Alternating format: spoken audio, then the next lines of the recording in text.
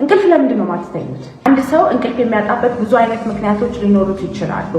አዲስ የሆነ የህይወት ኢቨንት ኖሮ ስትረስ ሊፈጠርበት ይችላል። የቫይታሚን መዛባቶች፣ የሆርሞን መዛባቶች፣ የስነ ልቦና ችግር፣ እነዚህ አይነት ነገሮች ሊፈጠሩ ይችላሉ። ስለዚህ አንድ ሰው በተደጋጋሚ እንቅልፍ ማጣት ሲያስቸግረው መጀመሪያ ጀነራል ቼክአፕ አድርጎ ሆርሞኑን፣ ቫይታሚኑን፣ ምኑን ቼክ አድርጎ እነሱ ነገሮች ካልተስተካከሉ ወይም ባላንስ ያሌለው ነገር ካለ እሱን ነገር ከማከም እንጀምራለን። ግን ሁሉ ነገር ቼክ ተደርጋችሁ ኖርማል ከሆነ እንዴት አድርጋችሁ እንቅልፋችሁን ማስተካከል እንደምትችሉ ነግራችኋለሁ። በመጀመሪያ ደረጃ ስሊፕ ሃይጂን የሚባል ነገር አለ። ይሄ ነገር ምንድነው? ለእንቅልፍ የሚሆን ትክክለኛ ኤንቫይሮንመንት እና ትክክለኛ ማይንድሴት ማስተካከል ነው። መጀመሪያ ካፊን ኢንቴክ ነው። ስለዚህ ማንኛውም አይነት ካፊን፣ ቡና፣ ሻይ ምናምን ከሰዓት ጀምሮ አትጠጡ።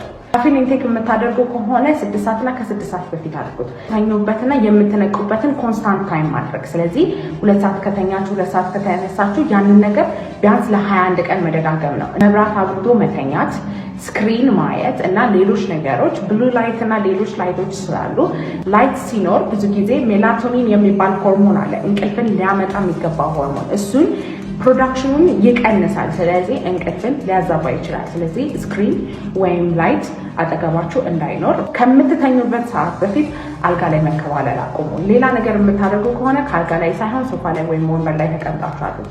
ቤድ ታይም ሩቲን የሚሆንላችሁን ነገር አንድ ነገር አስተካክሉ። ብዙ ሰዎች መጽሐፍ ያነባሉ፣ ከእንቅልፍ በፊት ኤክሰርሳይዝ ይሰራሉ፣ ስኪን ኬራቸውን ያስተካክላሉ። የሆነ ኮንስታንትሊ ልታደርጉት የምትችሉት ከመተኛታችሁ በፊት ሩቲን ይኖራችሁ። ስሊፕ ሃይጂናችሁን ከጠበቃችሁ በኋላ ማድረግ ያለባችሁ መልቲ ቫይታሚኖችን መውሰድ ነው። ብዙ ጊዜ ደግሞ ሜላቶኒን ሰፕሊመንቶች እና ማግኒዥየም ሰፕሊመንቶች እንቅልፍ በደንብ አድርጋችሁ እንድትተኙ ያደርጋችኋል። ስለዚህ እነሱን ሰፕሊመንቶች ገዝታችሁ መዋጥ ትችላላችሁ።